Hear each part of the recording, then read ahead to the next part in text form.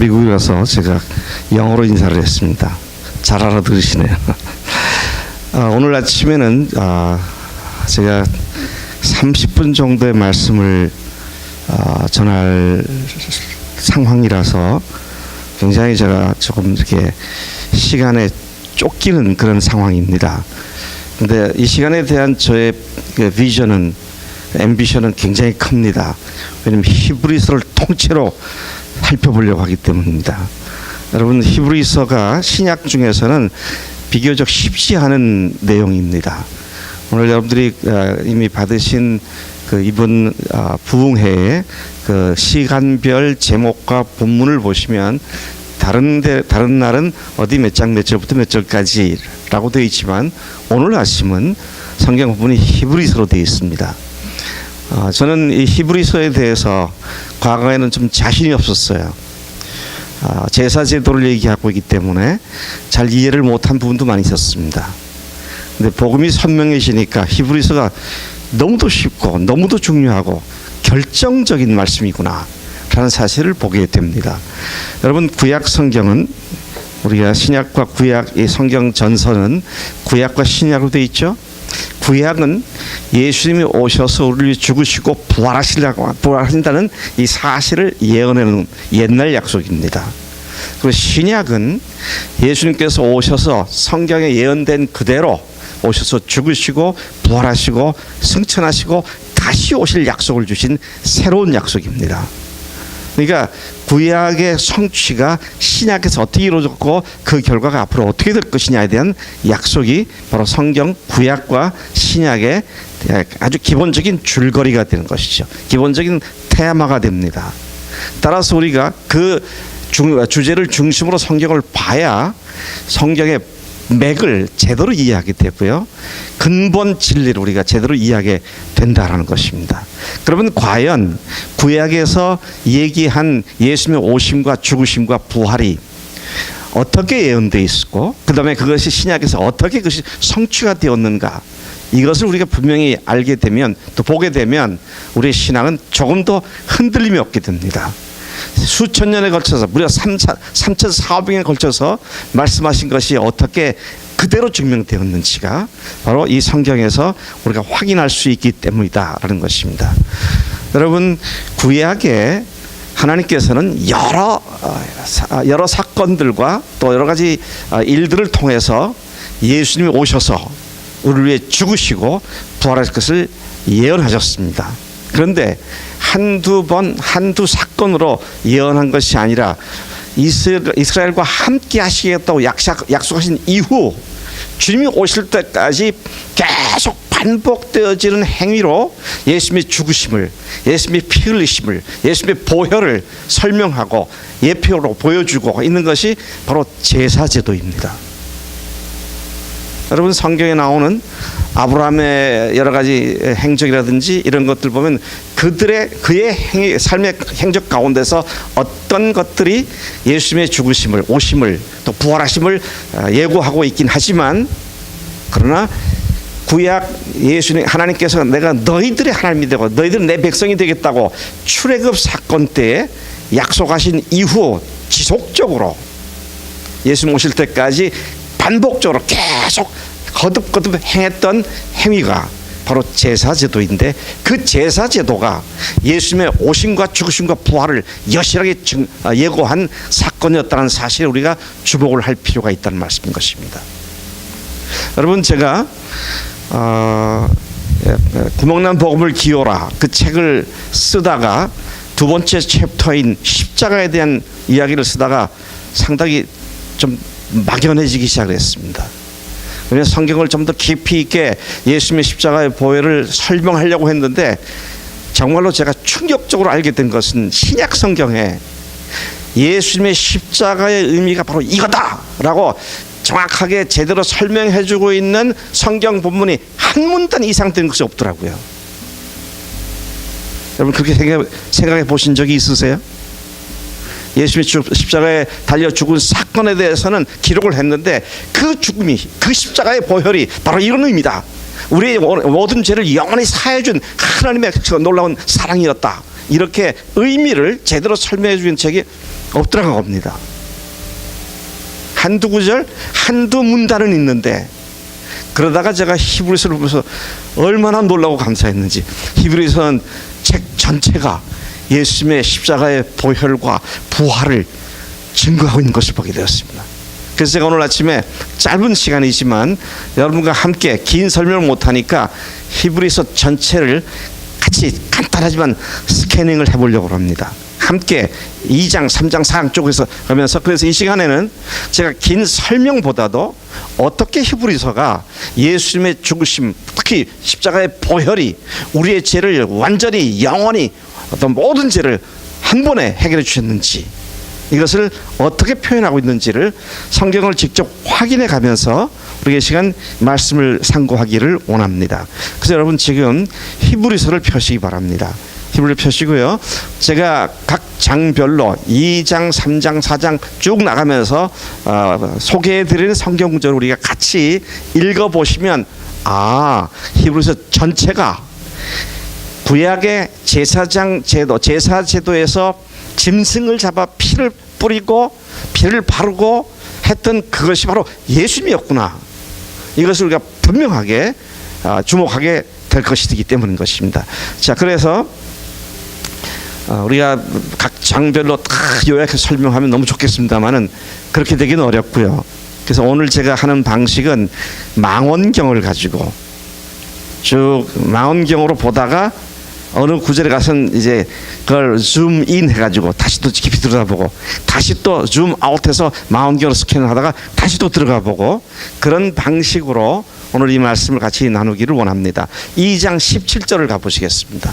1장에서는 예수님이 천사 중에 더 나은 어떤 존재가 아니다, 그분은 하나님이시다, 그런 얘기가 1장에 나오고요. 2장부터는 그분이 대제사장이다, 그거를 계속해서 말씀하고 있는 겁니다. 17절입니다. 같이 한번 17절 한 목소리 읽겠습니다. 시작. 그러므로 그가 범사의 형제들과 같이 되심이 마땅하도다. 이는 하나님의 일에 자비하고 신실한 대제사장이 되어 백성의 죄를 속량하려 하심이라. 여기에서 예수님이 대제사장으로서 백성의 죄를 속량하시는 분이시다, 이렇게 아주 대전제로 딱 제시를 하고, 그 다음에 계속 이어서 3장 4장에서 이 말씀이 지속되고 있습니다. 지금 우리가 2장을 보았고요.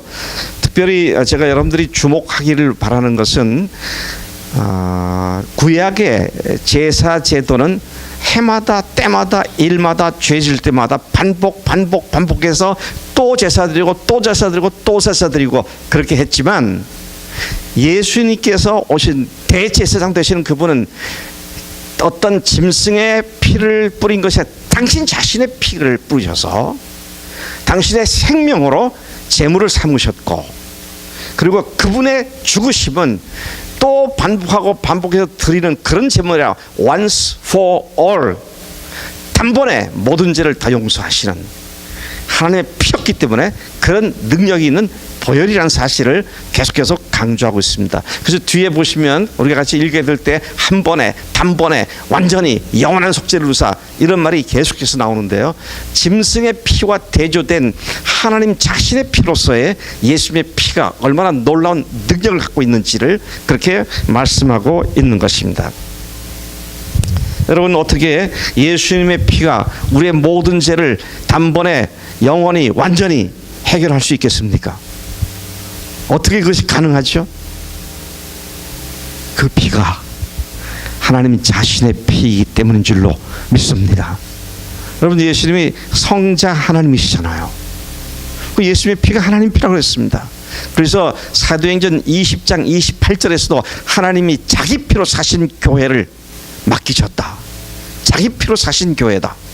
교회가 예수님 피로 사신 하나님의 역작품이고 걸작품이다, 바로 이런 얘기가 되는데요. 자, 계속해서 보겠습니다. 3장 1절을 보시겠습니다. 아까 우리가 2장 17절을 봤고 3장 1절 시작. 그러므로 함께 하늘의 부르심을 받은 거룩한 형제들아, 우리가 믿는 도리의 사도이시며 대제사장이신 예수를 깊이 생각하라. 대제사장이신 예수를 깊이 생각하게 될 때 우리는 그분이 하나님의 피로, 자신의 피로 영원한 죄를, 모든 죄를 영원히 완전히 사해줬다는 사실을 확실하게 되는 그 은혜의 자리에 들어갈 줄로 믿습니다. 이와 같은 이야기를 하면서 계속해서 우리 4장으로 넘어가겠습니다. 4장 14, 15절입니다. 4장 14, 15절 두 구절을 연속해서 같이 읽겠습니다. 시작. 그러므로 우리에게 큰 대제사장이 계시니 승천하신 이 곧 하나님의 아들 예수시라.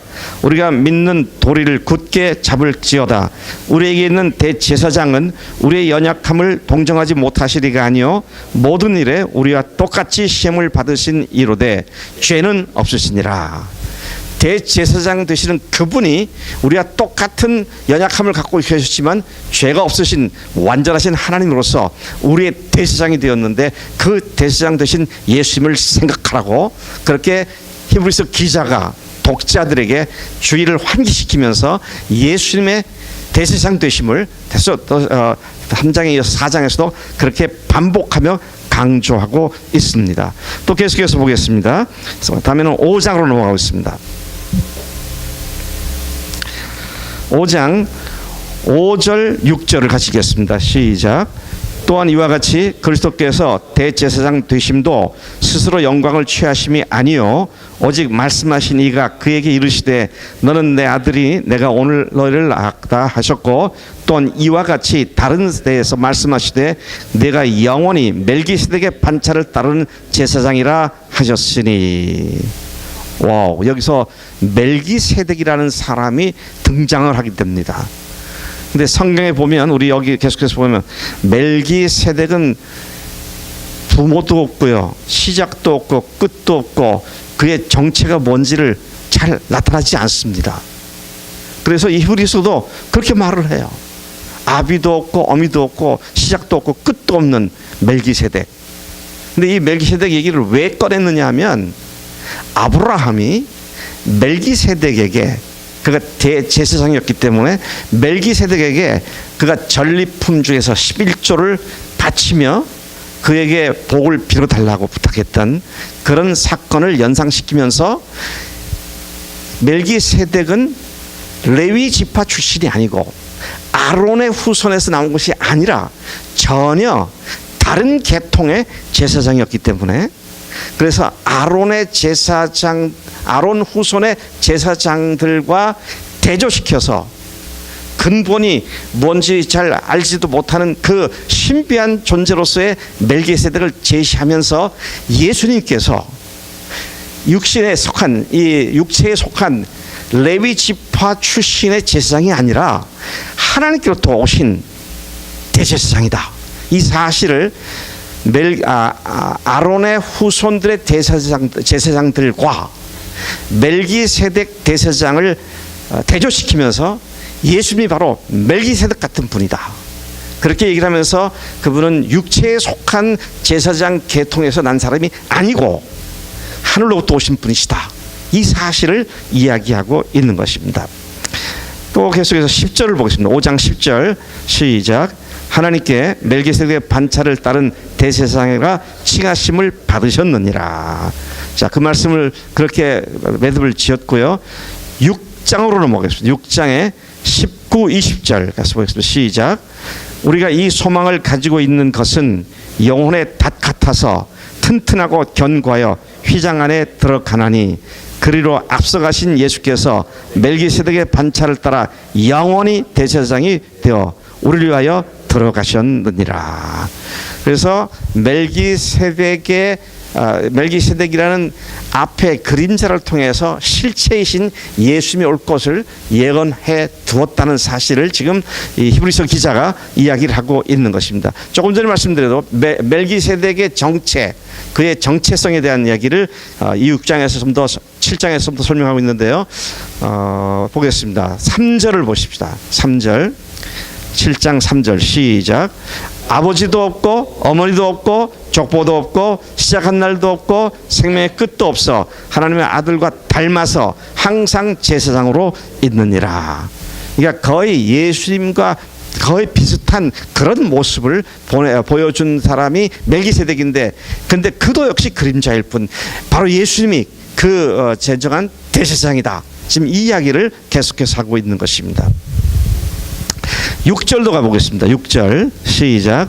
레위 족보에 들지 아니한 멜기세덱은 아브라함에게서 10분의 1을 취하고 약속을 받은 그를 위하여 복을 빌었나니, 아까 이미 제가 설명해 드린 대로 아브라함도 멜기세덱에게다가, 근데 여러분 멜기세덱은요 사실은 아론이 태어나기 벌써 한 몇백 년 전에 있던 존재입니다.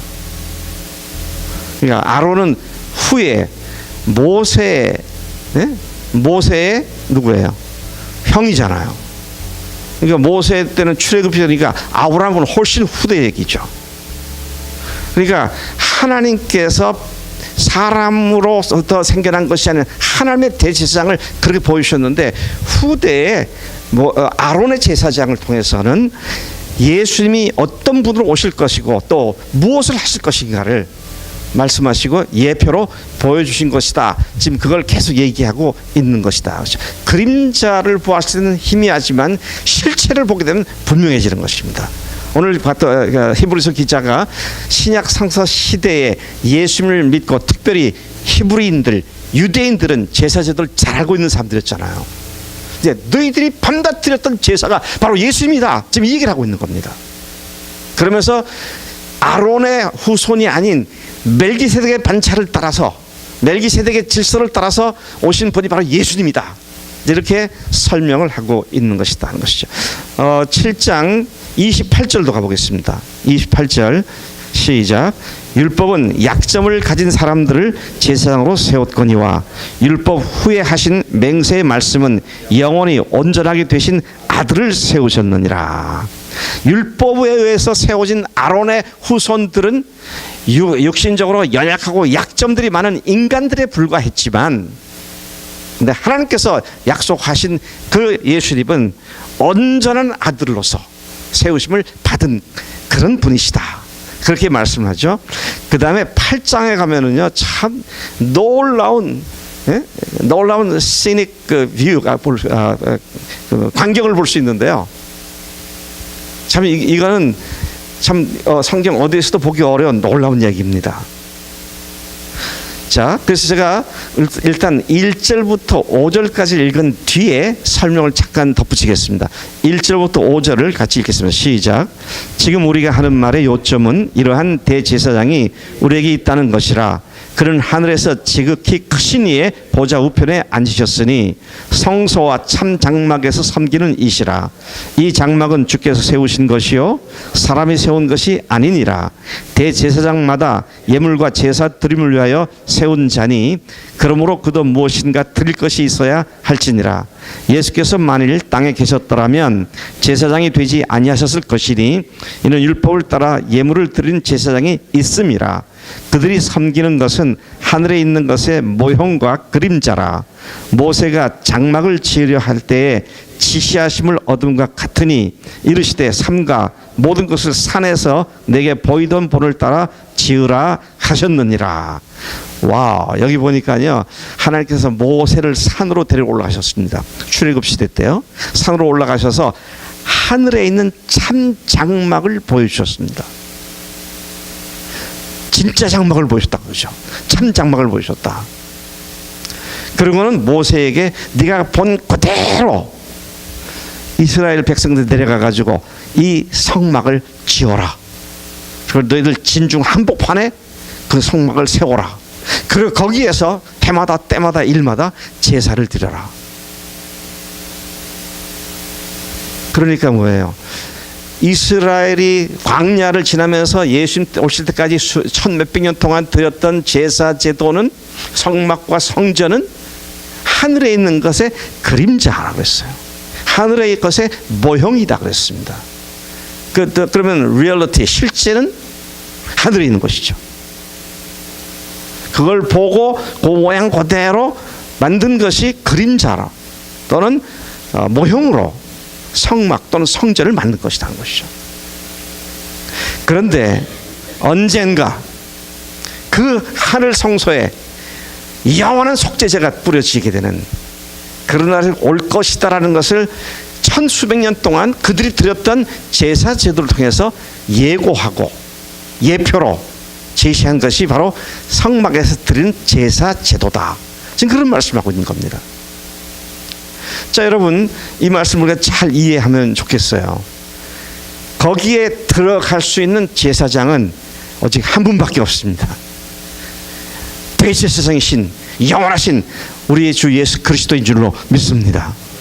그분이 십자가에 돌아가셨을 때 십자가에 흘린 보혈의 피가 하늘 성소에 뿌려진 하나님께서 완전히 받아주시는, 영원하게 받아주시는 그 제사를 십자가에서 흘리신 보혈로 드려진 줄로 믿습니다. 와, 여러분, 예수님의 십자가의 보혈이 그분의 피가, 그분의 보배로운 피가 하나님 피였기 때문에, 그리고 영원한 성소에 드려진 귀한 피였기 때문에 우리의 모든 죄가, 단번에 모든 죄가 완전히 그리고 영원히 사해 준 줄로 믿습니다. 이거를 9장, 10장, 8장, 9장, 10장에서 계속 반복해서 얘기하고 있는 겁니다. 한 번의 제사로 영원한 죄, 모든 죄를 영원히 사해 주셨다. 그래서 저는 우리 교회에서 우리 교인들에게 이거를 아주 귀에 딱지가 않도록 얘기를 한 뒤에 훈련을 시켰어요.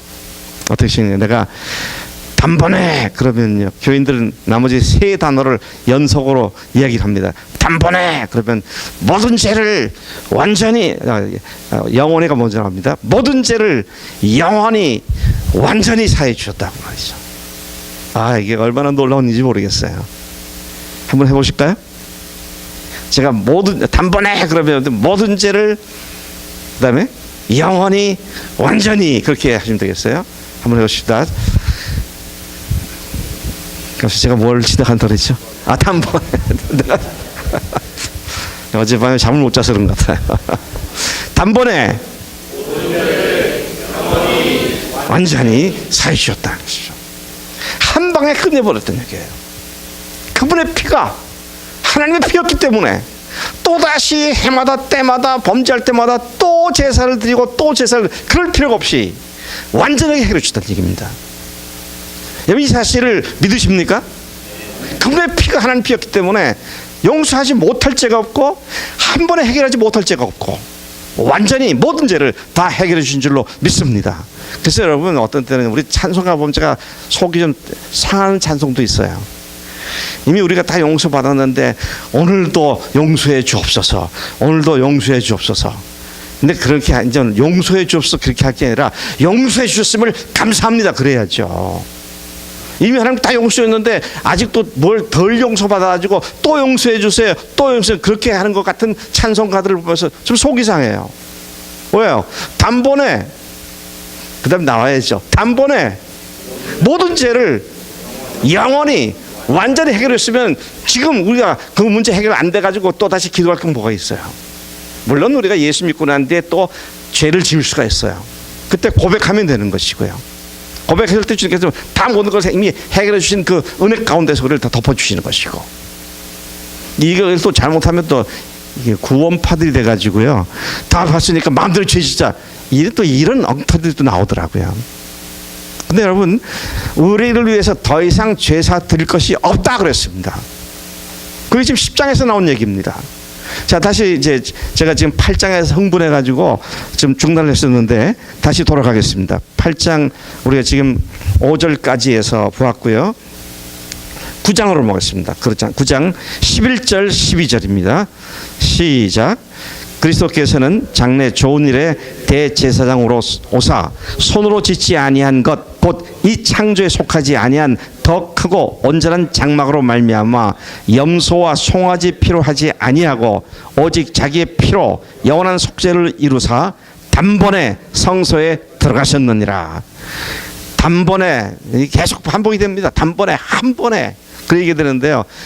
이제는 죄의 사죄함을 위한 모든 사역은 종식됐다는 겁니다. 언제요? 십자가상에서 종식됐다는 거예요.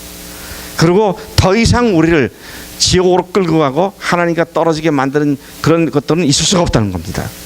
자, 계속해서 보겠습니다. 23절 또 뭐라고, 23절, 24절 뭐라고 하는지 보겠습니다. 시작. 그러므로 하늘에 있는 것들의 모형은 이런 것들로서 정결하게 할 필요가 있었으나 하늘에 있는 그것들은 이런 것들보다 더 좋은 제물로 할지니라. 그리스도께서 참 것의 그림자인 손으로 만든 성소에 들어가지 아니하시고 바로 그 하늘에 들어가사 이제 우리를 위하여 하나님 앞에 나타나시고. 그러니까 세상의 아론의 후손들로서 구성된 제사장들이 드렸던 제사하고는 근본적으로 차원이 다른 영원한 대제사장의 구속사역이었다. 28절도 같이 보겠습니다. 시작. 이와 같이 그리스도도 많은 사람의 죄를 담당하시려고 단번에 들으신 바 되셨고 구원에 이르게 하기 위하여 죄와 상관없이 자기를 바라는 자들에게 두 번째 나타나시리라. 저렇게 재림하실 것에 대한 예고도 말씀하십니다. 그 다음에 10장, 제가 시간이 너무 짧기 때문에 그냥 9절만 쭉 읽어나가겠습니다. 10절부터 21절까지 쭉 읽어보겠습니다. 시작. 이 뜻을 따라 예수 그리스도의 몸을 단번에 들이심으로 말미암아 우리가 거룩함을 얻었노라. 제사장마다 매일 서서 섬기며 자주 같은 제사를 드리되 이 제사는 언제나 죄를 없게 하지 못하거니와 오직 그리스도는 죄를 위하여 한 영원한 제사를 드리시고 하나님 우편에 앉으사 그 후에 자기 원수들을 자기 발등상이 되게 하실 때까지 기다리시나니 그가 거룩하게 된 자들을 한 번의 제사로 영원히 온전하게 하셨느니라. 17절. 또 그들의 죄와 그들의 불법을 내가 다시 기억하지 아니라 하리라 하셨으니 이것들을 사하셨은즉 다시 죄를 위하여 제사 드릴 것이 없느니라. 20절. 그 같은 그 길은 우리를 위하여 휘장 가운데로 열어놓으신 새로운 살 길이요 휘장은 곧 그의 육체니라. 또 하나님의 집 다스리는 큰 제사장이 계심에. 와, 더 이상 제사 드릴 것 없는 완전한 제사를 드리신 대제사장 예수님에 대한 이야기가 10장에 그렇게 기록되어 있습니다. 자, 제가 이제 시간이 너무 촉박해서 이야기를 이제 끝내야겠습니다. 10장까지가 그분이 대제사장이다. 그분이 우리의 모든 죄를 단번에 다 해결해 주셨다. 그러므로 이제는 믿음으로 살아라. 이게 11장 믿음장입니다. 네? 히브리서 믿음장이 나온 이유가 그겁니다. 대제사장 되신 그분께서 우리의 모든 죄를 다 해결해 주셨기 때문에 이제는 우리가 믿음으로 사는 거다. 그러면서 믿음으로 살았던 우리 선진들의 믿음이 뭔지를 쭉 얘기해 주고 있습니다. 그리고 이제 12장에 가서 이제 믿음으로 사는 것이 어떻게 가능하냐 그럴 때 12장에 가서 뭐라고 말하십니까? 12장 2절에 보니까요. 그래서 한번 12장 2절 같이 읽어보시겠습니다. 어떻게 하는 것이 믿음으로 사는 건가? 12장 2절 시작. 믿음의 주요 또 온전케 하시는 이인 예수를 바라보자. 그는 그 앞에 있는 기쁨을 위하여 십자가를 참으사 부끄러움을 개의치 아니하시더니 하나님 보좌 우편에 앉으셨느니라. 그 뒤에도 예수님에 대한 얘기가 나오지만 여기서 얘기하는 건 핵심 뭡니까? 믿음의 주요 온전케 하시는 이이신 예수님을 바라보자는 것입니다. 우리의 눈의 초점이 예수님께 항상 고정되어야 한다는 것이죠. 왜요? 그분이 믿음의 주라 그랬기 때문에. 영어 성경으로 보면 믿음의 주를 The author of our faith, 우리 믿음의 저작자, 믿음을 창시해 주시는 분, 믿음을 주시는 분 그랬어요. 믿음의 주요 온전케 하시는 perfecter, 완전한 믿음으로 우리 성장시키시는 그 예수를 바라보자. 그래서 믿음으로 사는 게 뭐냐? 예수님을 바라보는 눈동자의 초점이 항상 주님께로 고정되는 것을 위한 것입니다. 제가 이 초점 맞추는 얘기만 해도 1시간 더 해야 되는데요. 이 초점 뺏는 일이 마귀의 아주 전형적인 그런 행위입니다. 여러분 초점만 맞추면은요, 주님께만 고정하면은 환경, 주변 여건, 나를 괴롭히는 사람, 그게 문제가 되지 않습니다. 여러분들 삶 속에 나를 힘들게 많은 사람들이 있죠. 거기에 초점 맞춰 보세요. 어떻게 됩니까? 그 사람에 대한 미움과, 심지어 저 사람은 교통사고도 안 당하나, 이 살이라는 만큼 생긴다고요. 근데 주님, 저런 사람을 내 주변에 두신 주님, 제가 주님 바라봅니다. 왜 저 사람을 나로 하여금 만나게 하시고 그를 갖다가 조금만 자주 접촉하게 하십니까? 무엇을 가르치시려고? 그리고 주님께 초점 맞추면 그 사람이 사랑의 대상자로 바뀌는 걸 보게 됩니다. 또는 여러분들이 당하고 있는 어려움들이 있잖아요. 뭐 직업일 수도 있고 가정일 수도 있고 가족일 수도 있고 뭐 친구일 수도 있고 여러 가지 어려움들이 있잖아요. 근데 거기에 초점 맞춰보세요. 한도 끝도 없이 깊은 구렁텅이로 빠지고 맙니다. 문제에 초점 맞춰서 해결되는 건 아무것도 없어요. 근데 그걸 바라볼 게 아니라 주님, 이 환경이 왜 허락되어진 것입니까? 주님께 초점 맞추게 되면 주님께서 그것이 왜 왔는지를 가르쳐 주신다고요. 제가 공항에서 비자 없어가지고 당황하면서도 제가 계속 속으로 그랬어요. 주님, 이 일이 어찌하여 나에게 지금 발생하고 있습니까? 여러분들의 관심을 또 초점을 주님께로 맞추지 못하게 하는 방해꾼이 있는데 그놈이 바로 마귀라고요. 주님을 쳐다보면 어떤 상황이나 누구라도 문제가 될 것이 없다고 것입니다. 제가 선교지를 자주 가는데요. 갈 때마다 보니까 점점 더 전도하기 어려워져요. 제가 그 네팔에 작년에 갔을 때 너무 흥분됐었어요. 이곳에 기독교 역사가 본격적으로 시작한 게 10년밖에 안 됐는데 지난 10년 동안 10배로 자라가지고요. 최근에 세계에서 가장 빨리 복음화가 되는 지역이라고 했다고요.